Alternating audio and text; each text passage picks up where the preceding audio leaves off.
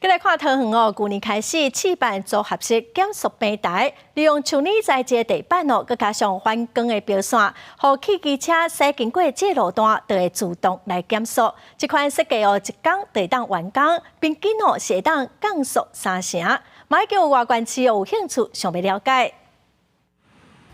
车经过减速平台自动降速。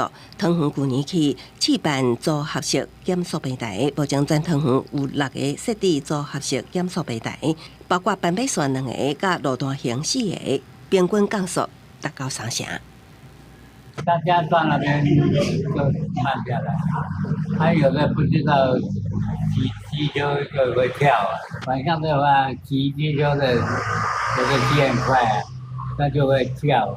最安全啦，他们这样速度没有那么快啦，都会停一下啦，大部分啦，都会速度会比较慢。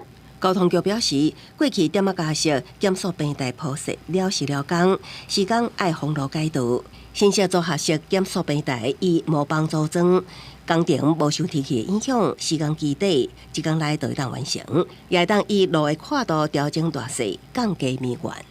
自去年推行新式实体减速设施组合式减速平台，以橡胶材质组装设计加上反光标线，促使汽机车用路人自动减速。针对桃园新设减速平台，已经有外观市来学，新竹县已经提案争取内政部经费，要伫无号志路口设置减速平台、减速标线，不过也有县市认为减速成效也有待评估。